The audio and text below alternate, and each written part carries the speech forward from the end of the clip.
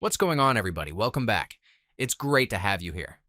Today, I'm going to dive deep into something I've been looking forward to breaking down: the Chargers' current depth chart and what it really means for this team heading into the upcoming season. Now, right off the top, I'll just say this. This isn't some final prediction. We all know that things can change fast once training camp gets underway. Players rise, players fall, and injuries, unfortunately, are always part of the story. But as of right now, I want to give you my take on how this roster is shaping up based on what we know today. From free agency moves to draft picks, this team's direction is starting to come into focus, and there are some very interesting storylines to unpack, so let's get into it. Let's start with the wide receivers because, honestly, that's where a lot of the noise has been coming from recently. If I had to roll out a starting trio today, it's looking like Mike Williams at the X, Quentin Johnston at the Z, and Ladd McConkey in the slot. Two of those three feel pretty locked in my opinion. But that second outside spot, that's where the conversation really gets interesting. Look, I get it. Not everyone is excited to see Quentin Johnston in the starting lineup again. After the season he had last year, there are fair concerns. But if you think about how these three fits together: Mike on the boundary, stretching the field vertically; Ladd operating underneath and over the middle; and Quentin working that horizontal space on deep crossers and over rooties, I actually think the skill sets complement each other pretty well. Now, the name that keeps coming up, and rightfully so, is Tre Harris. This guy is generating buzz as a potential breakout candidate. Could he jump Quentin Johnston? Could he even push Mike Williams if injuries strike again, as they so often have with Mike? I think that's absolutely possible. In fact, I'd argue Tre Harris might have the clearest path to a starting role of any backup on this roster right now. And I don't say that lightly. If you've been following the team for any length of time, Mike Williams is unlikely to play a full season. That's just been the unfortunate reality. So, yeah, I fully expect Tre Harris to be heavily involved sooner rather than later. But here's the thing. His role, at least early on, is probably going to be very specific. He's not going to be asked to do everything. He's going to run the routes he excels at: deep shots, comebacks, vertical plays. And honestly, that's smart. Let him settle into what he does best and grow from there. As for the depth behind those top four, Keandre Lambert-Smith, Darius Davis, Brendan Rice, and Jalen Reagor are fighting for those final spots. Davis seems pretty safe because of his special teams value, especially as a returner. But I wouldn't completely rule out Keandre Lambert-Smith pushing for that role too. Beyond that, you've got Brendan Rice and Jalen Reagor. Frankly, it's going to be tough for either to crack the final 53 unless there are injuries or someone really flashes in camp. The Chargers typically don't keep 7 receivers, and given their heavy use of tight ends and fullbacks, it's even harder to justify extra spots here. Speaking of tight ends and fullbacks, let's shift to that group. Will Dissly leads the way as the primary blocking tight end. We know what he brings to the table: solid blocking with the occasional reception sprinkled in. Then you've got Tyler Conklin as your move tight end. This is a player who could quietly have a very productive season if the offense leans on the middle of the field more. Now, the fullback spot is where things get interesting again. Scott Matlock seems to have that job locked down, but it's worth mentioning Tucker Fisk.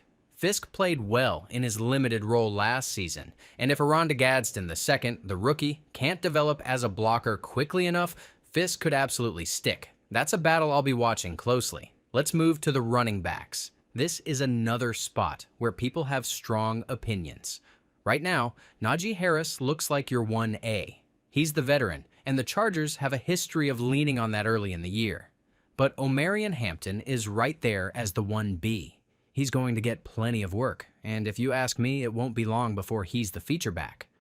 Behind those two, you've got Hassan Haskins and Kamani Vidal. Haskins feels like the safe RB3 because of his special teams value and pass protection ability. A lot of people have been asking about J.K. Dobbins. Look, unless someone gets hurt, I just don't see it happening. Signing Dobbins would push Omarion Hampton into a special teams role, and that's not what you drafted him for. The team already showed their hand by signing Najee Harris and drafting Hampton. That ship has likely sailed. All right, let's talk offensive line. This is where the debate really heats up. Rashawn Slater and Joe Alt are locked in as your starting tackles. That's not even a question. These two have the potential to be the best tackle duo in the league. I'm really excited about what they can do together. At guard, you've got Zion Johnson and Mekhi Becton penciled in. Center is where the controversy starts. Bradley Bozeman is listed as the starter, and based on everything the coaching staff has said, it sounds like that's not changing anytime soon. I know Chargers fans aren't thrilled about that. Believe me, I get it. We all want to see improvement there. But the reality is Bradley Bozeman has the experience, the leadership, and apparently the backing of Jim Harbaugh and the coaching staff. They're paying him more than just about anyone else on the offensive line outside of the tackles.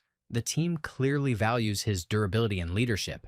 Andre James was brought in as competition, but if I'm being honest, I think this is Bozeman's job to lose. The team didn't draft a center, and there aren't really any clear signs that they're looking to replace him. Could Andre James surprise us and win the job? Maybe.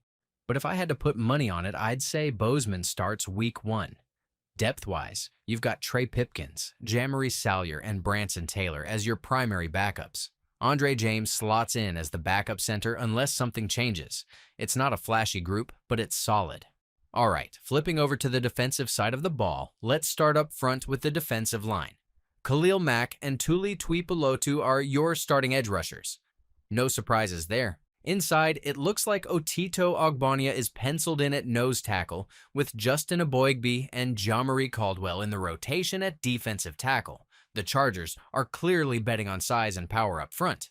Eboigbe reportedly bulked up to around 310 pounds, which is significant. If he can bring some pass rush juice from the interior, that would be a game changer for this defense. At linebacker, Daiyan Henley leads the way. He's coming off a breakout season, and if he takes another leap, we're talking about a potential All-Pro here. Denzel Perryman is back as the veteran presence, and I expect him to start alongside Henley early in the season. But don't sleep on Junior Colson. The coaching staff is high on him, and I wouldn't be surprised if he takes over that starting role at some point this year. Troy Dye rounds out the group, and he proved to be a valuable depth piece last year. Nick Niemann will make the team as a special teams ace, but this linebacker group looks as good as it has in years. There's a nice blend of youth, experience, and versatility. Now, let's get into the secondary. On the outside, Dante Jackson and Cam Hart are your likely starters, with Tarheeb still manning the slot. If they go with just 2 corners, I'd prefer to see Cam Hart and Still, but Jackson's contract probably guarantees him a role. At safety, it's Derwin James and Elijah Molden.